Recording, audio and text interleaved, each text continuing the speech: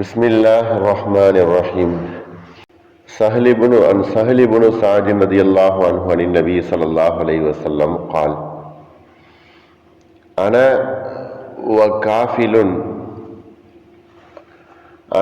وكافل اليتيم في الجنة هكذا. وقال بإصبعه السبابة والوسطى. சஹல் இப்னு ஸஅத் ரலியல்லாஹு அன்ஹு அவர்கள் இந்த ஹதீஸ் அறிவிக்கிறாங்க. இந்த ஹதீஸ் 6005 நம்பர் ஹதீஸாக சஹீஹுல் புகாரியில் இடம்பெற்றிருக்குது.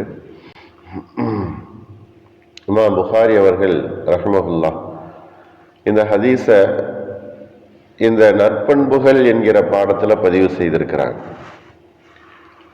இந்த ஹதீஸினுடைய அர்த்தம், சஹல் இப்னு ஸஅத் ரலியல்லாஹு அன்ஹு அவர்கள் கூறுகிறார்கள், நபி ஸல்லல்லாஹு அலைஹி வஸல்லம் அவர்கள் சொன்னதாக,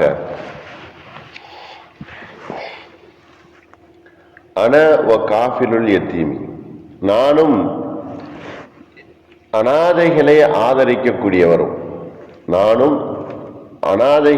ஆதரிக்கக்கூடியவரும் சுவர்க்கத்தில் இது மாதிரி இருப்போம் என்பதாக சொல்லிட்டு 2 விரல்களை, நடுவிரலையும் கலிமா சொல்லக்கூடிய அந்த விரலையும் 2 விரல்களையும் உயர்த்தி 2 விரல்களை உயர்த்தி இது போன்று நாங்கள் இருவரும், நபி ஸல்லல்லாஹு அலைஹி வஸல்லம் அவர்கள் சொன்னார்கள், நபி அவர்களோடு இருக்கக்கூடிய பாக்கியத்தை நபி அவர்கள் சொல்லுகிறார்கள்.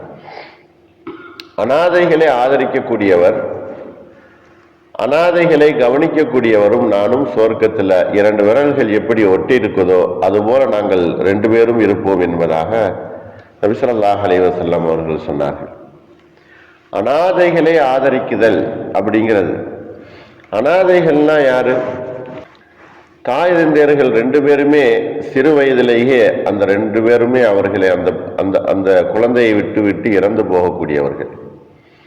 அந்த 2 பேருமே அந்த குழந்தைக்கு இல்லை, அப்படிப்பட்டவர்கள் அனாதைகள்.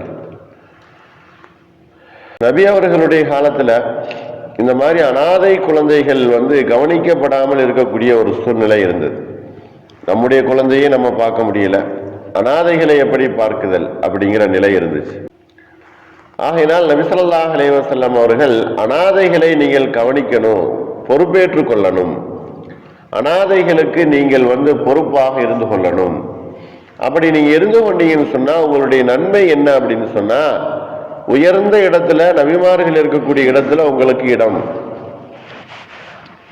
நபி ஸல்லல்லாஹு அலைஹி வஸல்லம் அவர்களோடு இருக்கக்கூடிய ஒரு சிறப்பு உங்களுக்கு சுவர்க்கத்துல உயர்ந்த இடத்துல இருக்குது என்பதாக சொன்னார். அல்லாஹ் குர்ஆன்ல இந்த அனாதைகளை பற்றி சொல்லும்போது, யஸ்அலூனக அனில் யதாமா குல் இஸ்லாஹுல் லஹும் கைர் வ இன் துஃபாலிதுஹும் ஃபயஹ்வானுக்கும், அவர்கள் உங்களுடன் சேர்ந்து இருந்தால் அவர்களும் உங்களுடைய சகோதரர்கள் தான். உங்களுடன் இருக்கக்கூடியவர்களும் அந்த அனாதைகளும் உங்களுடைய சகோதரர்கள் தான். தாய் இறந்து விட்டாங்க அல்லது தாய் இல்லை அப்படின்னு சொன்னா அவர் அனாதை கிடையாது, தந்தை இல்லாமல் இருக்கக்கூடியவர் தான் அனாதை. அவரை பராமரிப்பதற்குரிய செலவினங்கள், அவருடைய பொருளாதாரத்தில் பொறுப்பேற்றுக் கொள்ளக்கூடிய தந்தை இல்லையே அவர் தான் அனாதை என்பதாக சொல்லப்படுகிறது. 2 பேருமோ 2 பேர்த்துல தந்தையோ இப்படி இல்லாதவர் அனாதை, அவர் ஒரு எத்தீமு. அப்படி எத்தீமானவர்கள் அவர்கள் 15 வயது வரையிலையும் எத்தீமாக இருப்பாங்க. 15 வயதுக்கு மேல அவர்கள் எத்தீம்ங்கிற பேரு வராது. 15 வயசு வரைக்கும் தான் அவர்கள் எத்தீமுகள். 15 வயசு ஆயிடுச்சு அப்படின்னு சொன்னா அவர்கள் எத்தீம் என்கிற பெயரிலிருந்து விடுபட்டு விடுவார்கள். சுயமாக அவர்கள் சம்பாதிப்பது, அவர்கள் சுயமாக தங்களுடைய வேலைகளை பார்த்துக் கொள்வதற்குரிய நிலை என்பது அவர்களுக்கு வந்துடும். எத்தீம்களை பற்றி இஸ்லாத்துல நிறைய சிறப்புகள் சொல்லப்படுகிறது. அவர்களை கவனிக்கக்கூடிய விஷயத்துல, அவர்களை பராமரிக்கக்கூடிய விஷயத்துல இஸ்லாம் அவர்களுக்கு நிறைய சிறப்புகளை சொல்லி காட்டுகிறது. அனாதைகளை ஆதரிக்கணும், அனாதைகளை ஆதரித்தால் உங்களுடைய தேவைகளை அல்லாஹ் பூர்த்தி செய்வான். அனாதைகள் அவர்களுக்கு எந்த ஒரு விவரமும் தெரியாதனால அவர்கள் எப்படி தங்களுடைய வாழ்க்கையை அமைத்துக் கொள்வது என்பதாக தங்களுடைய கால் போன போர்க்கிலே, மனம் போன போர்க்கிலே அவர்கள் போவார்கள். ஆனால் அதை தடுத்து நிறுத்தி அவர்களை கவனிக்குதல், அவர்களை பார்க்குதல், அவர்களுடைய தேவைகளை பூர்த்தி செய்தல், எந்த ஒரு பிரதிபலனும் எதிர்பார்க்காமல் செய்வது, இதைத்தான் நபி ஸல்லல்லாஹு அலைஹி வஸல்லம் அவர்கள் அப்படி அனாதைகளை கவனிக்கக்கூடியவர்களுக்கு மறுமையில சுவர்க்கத்துல பெரிய அந்தஸ்து, உயர்தரமான அந்தஸ்து என்பது இருக்குது. அதே போல அனாதைகளுடைய பொருள்கள், அந்த அனாதை அவர் பெரிய சொத்துக்கு சொந்தக்காரராக இருக்கிறார், ஆனால் அந்த சிறு வயதில் அவருடைய சொத்துக்களை பராமரிக்க முடியல. ஒருவர் அவருடைய சொத்துக்களை பராமரிக்கிறார், அதை பன்மடங்காக பெருக்குகிறார். அவர் பருவ வயதை அடைந்த போது அவரிடத்துல சொத்துக்களை ஒப்படைக்கக்கூடிய அளவுக்கு அவருடைய அல்லாஹ்வுடைய அச்சம் அவருடைய உள்ளத்தில் ஏற்பட்டு பலவிதமாக பல பன்மடங்கு அவருடைய சொத்துக்களை பெருக்கி அவரிடத்திலே ஒப்படைக்குதல். இப்படிப்பட்டவருக்கும் அல்லாஹ் உயர்ந்த அந்தஸ்து தருகிறான்.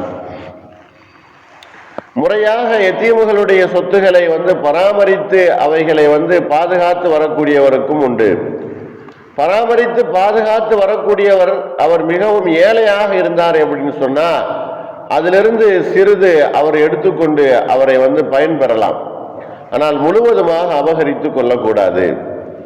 அவருடைய தேவைக்கும் அவருடைய அத்தியாவசிய தேவைக்கும் அதிலிருந்து அவர் எடுத்துக்கொண்டு அனாதையும் கவனித்துக் கொள்ளலாம். ஆனால் யார் அனாதைகளுடைய பொருள்களை அபகரிக்கிறாரோ அவர் பெரும் பாவி, பெரும் குற்றவாளி.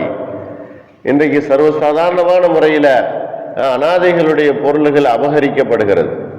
தந்தை இறந்து விடுகிறார், திடீர் ஆபத்திலே அவர் இறந்து விடுகிறார், அவருடைய பொருள்கள் நிறைய இருக்குது. அவருடைய சொந்த பந்தங்கள், அவர்களுடைய அண்ணன் தம்பிகள், அவருடன் பிறந்தவர்கள் அந்த சொத்துக்களை அவருடைய குழந்தைகளுக்கு பராமரித்து கொடுக்காமல் அபகரித்து வைத்துக் கொள்ளக்கூடிய சூழ்நிலை என்பது இருந்து கொண்டிருக்குது. அப்படிப்பட்ட நிலையில அல்லாஹ் அவர்களுக்கு எப்படி பராமரித்தால் உயர்ந்த அந்தஸ்தோ, அந்த பொருள்களை அபகரித்தால் மிகப்பெரிய தண்டனைக்கும் அந்த மனிதர்கள் ஆவார்கள். அனாதைகளுடைய பொருள்களை சாப்பிடுதல் என்பது ஹராம், அதை எடுக்குதல் என்பதும் மிகப்பெரிய குற்றச்செயல். அது விஷயத்தில் நீதமாக நடந்து கொள்ளுதல் என்பதைத்தான் நபி ஸல்லல்லாஹு அலைஹி வஸல்லம் அவர்கள் கூறி காட்டுகிறார்கள். அனாதைகளுடைய பொருள்களை நீங்கள் பயந்து கொள்ளுங்கள், அவர்களுடைய விஷயத்தில் அல்லாஹ்வை நீங்கள் அச்சம் கொள்ளுங்கள். அவர்களுடைய பொருள்களை நீங்கள் அபகரித்தீர்கள் என்று சொன்னால் நிச்சயமாக உங்களுடைய சொந்த பொருள்களுக்கு நஷ்டம் ஏற்பட்டுவிடும். ஆகையினால் அவர்கள் சிறு குழந்தைகளாக இருக்கக்கூடிய அந்த நேரத்தில் அனாதைகளுடைய பொருள்களை ஒன்று பெருக்குவதற்கு பாருங்கள், இல்லை என்று சொன்னால் அப்படியே அதை வைத்து விடுங்கள். அவர்கள் பருவ வயது அடைந்தவுடன் அவர்களிடத்தில் நீங்கள் ஒப்படைத்து விடுங்கள். இதுதான் ஒருவருடைய அனாதைகளை பராமரிக்கக்கூடியவருடைய பொறுப்பாக இருந்து கொண்டிருக்கிறது. நபி ஸல்லல்லாஹு அலைஹி வஸல்லம் அவர்கள் அனாதைகளை கவனிக்குதல் அப்படிங்கிற விஷயத்துல மிகவும் கவனம் செலுத்த வேண்டும் என்பதாக சொல்றாங்க. ஏனோதானோ என்பதாக இருந்து விடாதீர்கள்.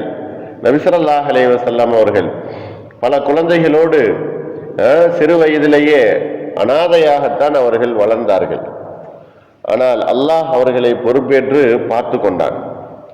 எந்த ஒரு பாவச் செயல்களும் அவர்களுக்கு நிகழாமல் அல்லாஹ் அவர்களை சிறு குழந்தையிலிருந்தே பராமரித்து வந்தான். நிறைய குழந்தைகள் இருக்கக்கூடிய அந்த வீட்டில் தான் நபி ஸல்லல்லாஹு அலைஹி வஸல்லம் அவர்களும் வளர்ந்தார்கள். அல்லாஹ் சிறு வயதிலே அவர்களுடைய தந்தையும் தாயையும் விட்டு பிரியக்கூடிய மிகப்பெரிய ஒரு நுணுக்கமான விஷயங்களை அல்லாஹ் அதிலே வைத்திருக்கிறான். தந்தையும் இல்லை, தாயும் இல்லை, சிறு வயதிலேயே அவர்களை பராமரிக்கக்கூடிய ஆள்கள் யாரும் இல்லை. இருந்தாலும் அவர்களுடைய சொந்த பந்தம் அவர்களை, அபூ தாலிப் அவர்களை பார்த்து கொண்டார். இப்படியாக தான் அனாதையாக வாழ்ந்ததும் தான் நினைத்து பார்த்த அந்த விஷயங்களும் தன் வாழ்ல நடந்த காரியங்கள் அனைத்துமே அல்லாஹ் அவர்களுக்கு மிகப்பெரிய பாக்கியமாக கொடுத்தது. ஆகையினால்தான் நபி ஸல்லல்லாஹு அலைஹி வஸல்லம் அவர்கள் அனாதைகளுடைய விஷயத்துல மிகவும் கவனமாக இருக்கும்படி ஏவுகிறார்கள். அதே நேரத்தில் அவர்களை அவர் கவனித்து விட்டார் என்று சொன்னால் சுவர்க்கத்தில் உயர்ந்த அந்தஸ்து அவர்களுக்கு இருக்கிறது என்பதையும், தன்னுடன் சுவர்க்கத்தில் அனாதைகளை ஆதரித்தவர் இருப்பார் என்பதையும் நபி ஸல்லல்லாஹு அலைஹி வஸல்லம் அவர்கள் இந்த ஹதீஸ்ல சொல்லி காட்டுறான். ஸஹல் இப்னு ஸஅத் ரலியல்லாஹு அன்ஹு அவர்கள் இந்த ஹதீஸை அறிவிக்கிறான். அனாதைகளுடைய பொருள்களை நாம் பராமரித்து அவர்கள் வரக்கூடிய அந்த விஷயத்துல அந்த நேரத்தில் அவர்களிடத்தில் ஒப்படைக்கக்கூடிய நிறைய நன்மைகளை பெற்றுக்கொள்ளக்கூடிய பாக்கியத்தை அல்லாஹ் நமக்கு தந்தல் புரிவானாக. வாஹிர் தாவானா அல்ஹம்துலில்லாஹி ரப்பில் ஆலமீன். அஸ்ஸலாமு அலைக்கும் வரஹ்மத்துல்லாஹி.